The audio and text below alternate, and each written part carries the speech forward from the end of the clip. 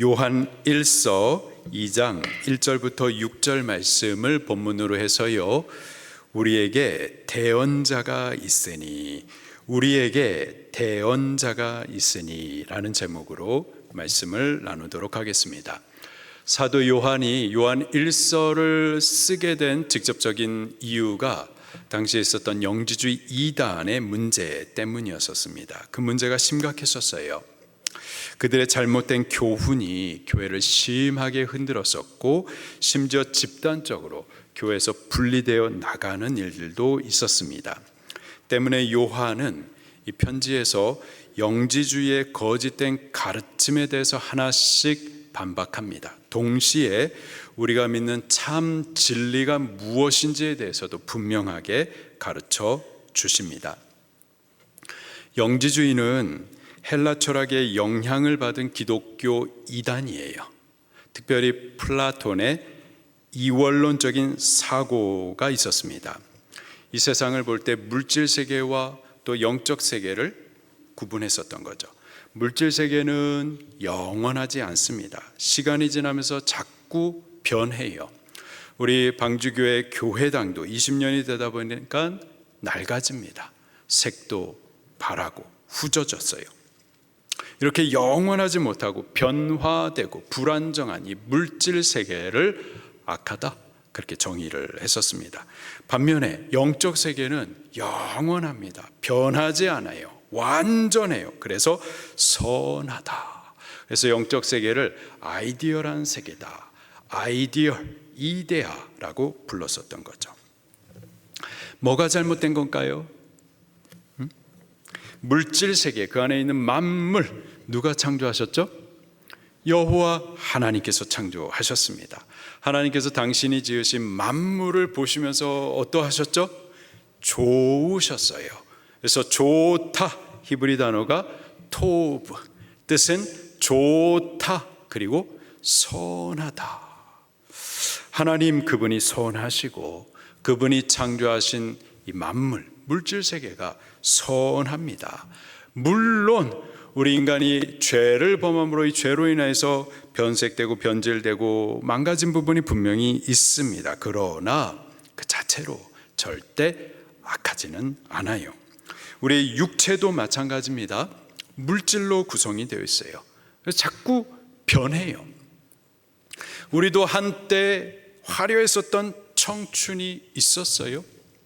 젊었었습니다. 힘도 셌어요. 팔을 이렇게 올리다가 구부리면은요, 여기에 수박만한 알통이 막 터질 것 같았었어요. 예뻤었습니다. 화장하지 않아도 얼굴에 빛이 났었어요. 거울 앞에 앉아 있으면 흐뭇했었어요. 거울 속에 있는 나하고 대화를 했었습니다. 거울아, 거울아, 이 세상에서 누가 가장 예쁘니? 그건 너. 어머, 정답. 그땐 그랬었다고요. 근데 지금은 젊지 않습니다. 힘이 있었는데 힘이 다 어디 갔는지 몰라요. 수박만 했던 알통, 이게 올라가더니 다시 내려가서 여기 있어요. 예쁘지 않아요. 아무리 거울 앞에서 화장을 해도 안 먹어요. 우리의 화려한 여름날이 영원하지 않습니다. 그래서 영지주의자들은 영원하지 않은 거, 자꾸 변하고 변질되는 거 악하다라고 가르쳤었던 거죠. 그리고 바로 여기서 또 심각한 이단 교리가 나옵니다. 곧 그리스도께서 육체로 오신 이 사실을 믿지 않는 거예요. 예수님께서 육체를 입고 오신 그 예수님의 인성을 부인했었던 거죠. 우리가 지난 주일에도 영지주의자들의 또 다른 심각한 문제를 나누었었습니다. 어떤 문제가 있었었나요? 그들은 죄를 부정했었습니다. 죄를 짓고도 빛이신 하나님과 사귐이 있다, 이렇게 거짓을 주장했었죠. 또 스스로 죄가 없다, 우리 내면에 있는 죄성, 죄인됨을 부정했었습니다. 또 그들은 죄를 범하지도 않는다, 이렇게 말을 했었어요. 로마 3장 23절에 모든 사람이 죄를 범했다 분명히 성경은 선포해주고 있는데 진리를 부정합니다. 하나님을 거짓말하는 자로 만들었어요. 내가 맞고 말씀이 틀리다 이렇게까지 했었던 거죠. 오늘 본문에서도 계속해서 사도 요한이 영지주의자들의 이단적인 가르침에 대해서 반박합니다. 특별히 그들이 말하는 구원에 이르는 지식, 이것이 어떻게 거짓된 것이며 동시에 우리가 믿는 참된 지식은 무엇인지에 대해서 가르쳐 주세요. 오늘 본문 말씀 1절에 사도 요한이 이렇게 시작을 합니다. 나의 자녀들아, 내가 이것을 너에게 쓰면. 사도 요한이 편지를 쓰는 목적을 말씀하십니다. 세 가지를 말씀하세요. 첫 번째로 죄를 범하지 않게 하기 위함이었습니다. 1절을 같이 읽겠습니다. 시작. 내가 이것을 너에게 쓰면 너희로 죄를 범하지 않게 하려 함이라. 만일 누가 죄를 범하여도 아버지 앞에서 우리에게 대언자가 있으니 곧 의로우신 예수 그리스도시라. 아멘. 영지주의자들은 이원론적인 사상을 갖고 있었습니다. 물질 세계, 영적 세계를 구분했어요. 또 우리도 육체 그리고 영혼을 구분했습니다. 그리고 육체는 악하다, 영혼만 선하다라고 말했었던 거죠. 그래서 또 주장했었던 바가 어이가 없었던 것이 이 육체는 본래부터 악하기 때문에 육체로 범죄를 한들 상관이 없다. 우리의 영혼만 구원을 얻으면 된다. 이렇게 가르쳤었던 거죠. 그래서 그들은 영적인 것들에 대해서 추구하되 그 육체로는 쾌락을 쫓아 탐욕적으로 살았었던 겁니다. 이에 대해서 사도 요한이 반박하면서 이렇게 말합니다. 내가 이 편지를 너에게 쓰는 것은 너희로 죄를 범하지 않게 하려 함이라. 죄를 범해도 상관없다? 그렇지 않다. 그것은 잘못된 이단적 가르침입니다. 거짓입니다. 속아서는 안 됩니다. 성도는 죄를 범하면 안 됩니다. 죄를 범하지 않으려고 죄와 싸우셔야만 하는 겁니다. 우리 안에 계시는 성령님의 거룩한 소욕을 쫓아서 육신의 정욕과 자꾸 싸워가며 거슬러 가야만 하는 겁니다. 죄는 우리를 사망에 이르게 합니다. 로마서 6장 23절에 죄의 삭은 사망이요. 야고보서 1장 15절에 죄가 장성한즉 사망을 낳느니라.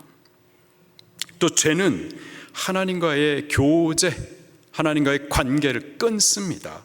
이사야 59장 2절에 오직 너희 죄악이 너희와 너희 하나님 사이를 내었고 너희 죄가 그의 얼굴을 가리어 너희에게서 듣지 않으시게 함이니라. 죄 때문에 하나님과의 관계가 막히는 거예요. 죄 때문에 우리의 기도도 막히는 겁니다. 그 죄 때문에 하나님과의 관계가 끊어지기 때문에 하나님으로부터 오는 은혜를 받지 못하고 복도 받지 못하고 보호하심도 받지 못하는 거예요. 또 죄를 지으면 마귀에게 속하게 됩니다. 요한일서 3장 8절에 죄를 짓는 자는 마귀에게 속하나니. 때문에 성경은 죄 짓지 말라고, 죄 짓지 않기 위해서 죄와 싸우라고 무수히 권면하세요.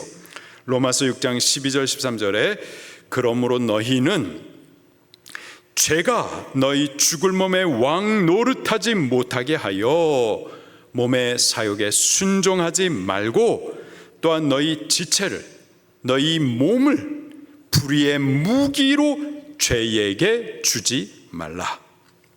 에베소서 5장 3절에 음행과 모든 더러운 것과 탐욕은 너희 중에서 이름조차도 부르지 말라. 이는 성도에게 마땅한 바니라.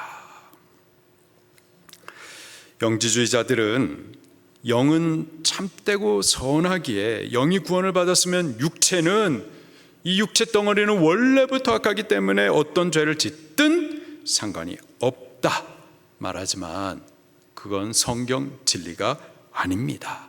거짓되고 이단적인 미혹이에요. 그런데 이런 영지주의적인 잘못된 교훈이 오늘날 교회 안에서도 반복됩니다. 중심에 믿음만 있으면 된다. 중심에 믿음만 있으면 된다. 우리의 육체로 겉모습으로 죄를 범하더라도 양심만 깨끗하면 된다. 과연 그럴까요? 중심에 믿음과 깨끗한 양심이 있으면은 술 잡수셔도 괜찮다. 제사에 참여해도 괜찮다. 과연 괜찮을까요? 성경은 뭐라고 말씀하실까요? 로마서 10장 10절에 사람이 마음으로 믿어 의에 이르고 입으로 시인하여 구원에 이르느니라. 마음으로 믿는 것 귀합니다. 우리 중심의 믿음 귀합니다. 그러나 그게 전부는 또 아닌 거예요. 입술로도 시인하셔야만 하는 겁니다. 겉사람의 행위가 수반되어야 해요. 참 믿음은 반드시 행위가 뒤따릅니다. 그 행위를 통해서 내가 갖고 있는 믿음이 참 믿음으로 입증되는 거예요. 야고보서 2장 26절에 행함이 없는 믿음, 그 죽은 믿음이다. 가짜 믿음이다. 그런 믿음으로는 너에게 구원을 주지 못한다. 분명히 말씀하십니다. 출애굽기 20장 4절 5절에 너를 위하여 새긴 우상을 만들지 말고 또 그것을 섬기지 말고 또 절하지 말라. 중심에 믿음만 있으면 된다. 중심으로 하나님을 섬기고 이 겉모습으로는 이 모양만 절하는 것이니까 괜찮다? 아니요. 절도 하지 말라. 분명히 말씀하고 계세요. 데살로니가전서 5장 22절에 악은 그 모양이라도 버리라. 우리의 마음이 중요합니다. 중심의 믿음 귀해요. 그러나 중심의 믿음만 있으면 된다. 양심만 깨끗하면 된다. 그러면 술 먹어도 되고 술 잡수셔도 되고 제사해도 된다. 그렇지 않습니다. 그것은 바른 가르침이 아니에요. 믿음의 중심과 또 믿음의 행위를 함께 가지고 가셔야만 하는 겁니다. 우리 방주교회는 진리의 가르침을 따라서 믿음의 중심 그리고 믿음의 행위를 함께 가지고 가십시다. 두 번째로 요한이 편지를 쓰는 이유는요, 우리에게 대언자가 있음을 알게 하시기 위함이었습니다. 1절에 보니까 누가 죄를 범하여도, 우리 1절 말씀을 다시 한번 읽겠습니다. 시작. 나의 자녀들아 내가 이것을 너희에게 쓰면 너희가 죄를 범하지 않게 하려 함이라. 만일 누가 죄를 범하여도 아버지 앞에서 우리에게 대언자가 있으니 곧 의로우신 예수 그리스도시라. 아멘. 우리가 죄짓지 말아야 될 것에 대해서 들었습니다. 잘 알아요. 아는데 범죄합니다. 죄와 싸우는데 이기지 못해요. 죄에 넘어지고 맙니다. 그 죄로 인하여서 하나님과의 관계가 또 막히는 거예요. 기도가 막혀요. 복과 은혜를 받지 못합니다. 마귀의 정죄와 참소로 시달려요. 어떻게 해야 될까요? 사도 요한이 우리에게 말씀하십니다. 누가 죄를 범하여도 아버지 앞에서 우리에게 대언자가 있으니 곧 예수 그리스도시라. 예수님께서 우리를 위한 대언자이십니다. 대언자, 다른 말로 말하면은요, 변호사입니다. 변호사님은 법정에 계시는 분들이죠. 지금 법정에서 재판이 벌어지고 있는 거예요. 여호와 하나님, 그분은 죄에 대한 공의로 심판하시는 재판관이시고요. 우리는요, 범죄한 죄인입니다. 죄를 범했기 때문에 입이 있어도 할 말이 없어요. 죄를 범했기 때문에 죄에 대한 공의로운 심판을 받아야만 돼요. 자, 그런데 공의의 심판자이신 하나님과 범죄한 죄인 우리 사이에 예수 그리스도께서 계시는데, 그가 하나님 앞에서 우리를 위해서 태어나고 계시다라는 거예요. 아버지, 공의로우신 하나님, 여기 장권태 목사가 있습니다. 죄인입니다. 범죄했습니다. 그러나 그는 not guilty, 무죄입니다. 범죄한 내 편에서 무죄 선고를 위해서 하나님 앞에 태원하고 계시다는 거예요. 난 분명히 범죄했는데, 범죄했기 때문에 아무런 할 말이 없는데, 죄의 공의로운 심판을 받아야만 하는데 그런 나를 무죄하다라고 변호하고 계신다라는 거예요. 예수님께서 우리를 무죄라고 주장하며 대언하시는 근거는 무엇일까요? 2절 말씀을 같이 읽겠습니다. 시작. 우리 죄를 위한 화목 제물이니 우리만 위할 뿐 아니요 온 세상의 죄를 위하심이라. 아멘. 화목 제물, 우리가 저녁 예배에서 계속해서 나누고 있는 말씀입니다. 레위기 제사법을 통해서 화목 제물이 뭔지 우리가 너무나도 잘 알고 있어요. 화목 제물이란 하나님과 우리 사이에 깨져버린 그 불목하게 된 관계를 다시 화목해 하기 위하여서 드리는 제사의 제물이죠. 무엇이 우리를 하나님과 불목하게 하나요? 죄입니다. 죄가 하나님과 우리 사이를 깨뜨려요. 사귐과 교제를 끊어냅니다. 불목하게 해요. 어떻게 해야 될까요? 하나님 앞에 제사를 올려드리는 겁니다. 화목제를 올리는 거예요. 제사에 있어서 중요한 것이 제물입니다. 반드시 흠없고 순전한 짐승이어야만 해요. 그래서 범죄한 죄인이 흠없고 순전한 짐승을 직접 하나님 앞으로 끌고 옵니다. 그리고 하나님 앞에서 안수해요. 그 머리에 손을 얹습니다. 그러면서 내 죄를 자백하는 거예요. 그러면 이 안수한 손을 통해서 내 모든 죄가 그 흠없고 순전한 짐승에게 전가되는 거예요. 그러면 그 순전한 짐승은 나의 모든 죄를 전가받았기 때문에 이제 죄 많은 짐승이 되고, 그 죄로 인해서 거룩하신 지금 하나님 앞에 있는 거예요. 그 하나님 앞에 그 죄로 인하여서 심판을 받아 죽게 되는 거죠. 목을 따서 피를 쏟아내고 그 다음에 각을 뜹니다. 그 머리, 팔다리, 몸통을 갖다가 조각조각 잘라내는 거예요. 그리고 마지막으로 그 고기와 함께, 나무와 함께 그 고기를 번제단 위에 넣어서는 불태웁니다. 죄가 될 때까지 철저히 불살라 버려요. 이는 죄에 대해서 하나라도 남김없이 심판하시는 하나님의 공의를 나타내시는 겁니다. 그 짐승이 흠없는 그 짐승이 내 모든 죄를 다 담당하여서 대신 하나님 앞에 죄의 심판을 받아 죽었어요. 죄값이 지불된 겁니다. 그렇기 때문에 내 죄는 이제 사함을 받게 되어졌고 죄에 대한 형벌은 면하게 된 거죠. 그리고 그 결과로 죄 때문에 깨어져 버렸었던 하나님과의 관계가 이제 죄 문제가 해결됨으로 인해서 다시 화목하게 되는 겁니다. 죄인의 죄값을 지고 대신 죽음으로써 죄인의 죄를 사하고 또 죄로 인해 깨어진 하나님과의 관계를 다시 화목하게 하는 그 짐승이 바로 화목 제물이에요. 사도 요한이 말합니다. 그는 우리를 위한 화목 제물이니. 예수님이 우리의 화목 제물이십니다. 그가 우리의 죄를 담당하시고 그 죄값으로 십자가 제단에서 피 흘려 죽어 주셨어요. 우리를 대신해서 죄값을 치르셨습니다.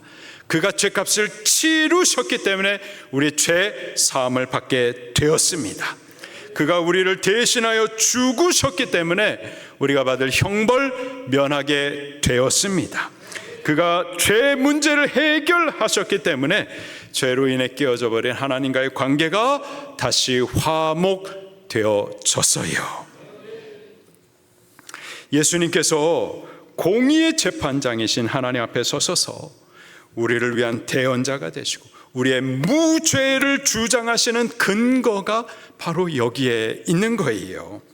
우리가 죄를 범하지 않았다 말씀하시는 것이 아니고요, 죄를 범했지만 그 죄가 사함을 받았다, 그가 우리를 대신해서 십자가에 죽으심으로 그 죄값을 지불하셨다라고 하나님 앞에서 우리를 대신하여 위하여 대언하신다라는 겁니다. 이제 누구든지 그 예수님을 믿고 죄를 자백하면 그분은 미쁘시고 의로우사 우리 죄 사하여 주십니다. 그가 우리의 대언자 되사 하나님 앞에서 우리의 죄 없음을 대언해 주십니다. 그분이 우리의 변호사님이 되셔서 마귀의 어떤 참수와 정죄에 대해서도 변호해 주십니다. 그가 행하신 속죄의 은혜로 우리를 다시 새롭게, 다시 거룩하게 세워 주십니다. 먼저는 죄 짓지 않도록 죄와 싸워야만 하겠어요. 그러나 죄에 넘어졌을 때 어떻게 해야 될까요?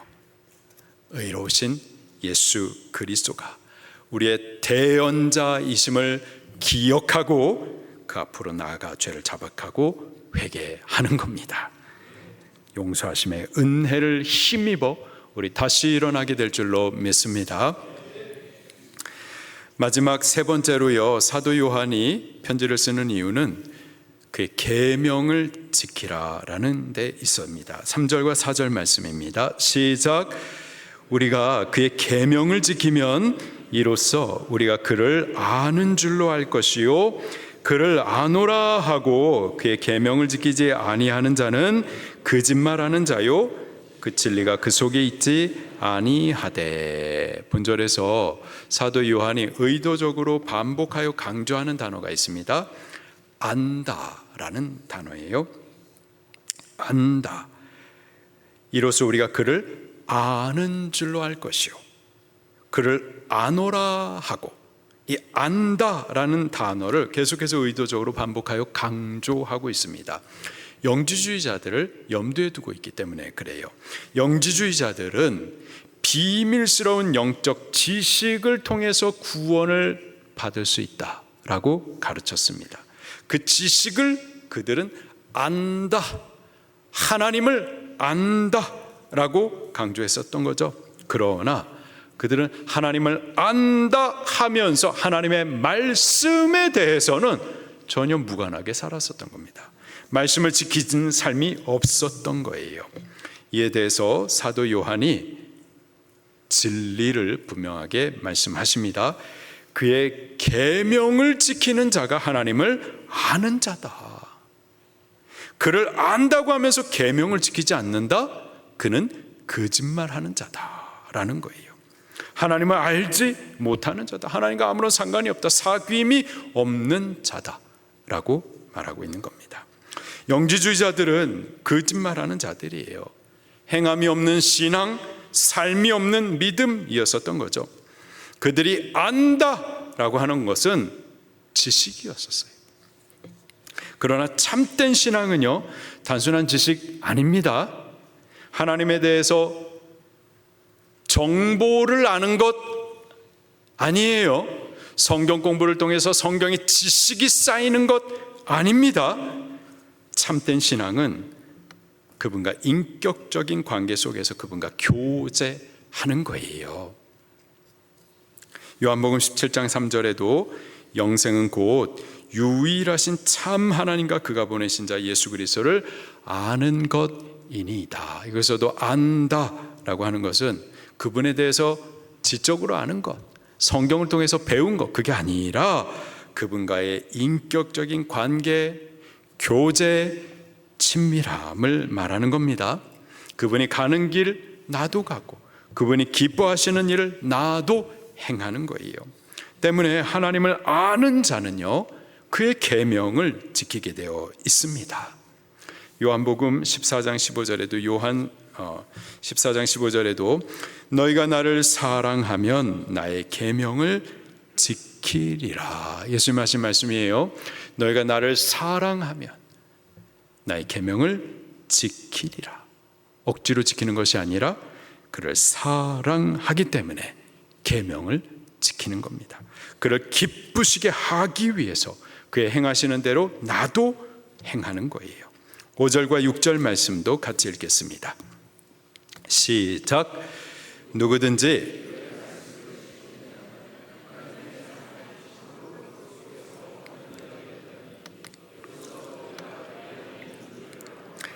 그 안에 산다고 하는 자는 그가 행하시는 대로 자기도 행할지니라. 아멘. 계명이 없는 삶, 말씀을 따르지 않는 삶, 신앙이 아니에요. 믿음 따로 삶 따로 믿는 자가 아닌 겁니다. 말씀을 배우되 세상의 길을 따라 사는 것, 거짓말하는 자인 겁니다. 이번 한 주를 우리가 시작하는데, 이번 한 주에도 요한이 편지를 통해서 우리에게 전해주는 바대로 우리 죄를 범하지 않기 위해서 죄와 싸우십시다. 혹 죄를 범했다면은 의로우신 예수 그리스도께서 우리의 대언자 변호자이심을 기억하면서 우리 죄를 가지고서 그 앞에 자백하고 회개함으로 죄사함의 은혜를 힘입어 다시 일어날 수 있기를 예수님 이름으로 축원합니다. 그리고 주를 사랑함으로 그분을 기쁘시게 하기 위하여서 그분의 말씀을 계명으로 받아 지켜 행하기를 힘쓰는 이번 한 주간이 되기를 예수님 이름으로 축원합니다. 말씀 붙들고 통성으로 기도하시겠습니다.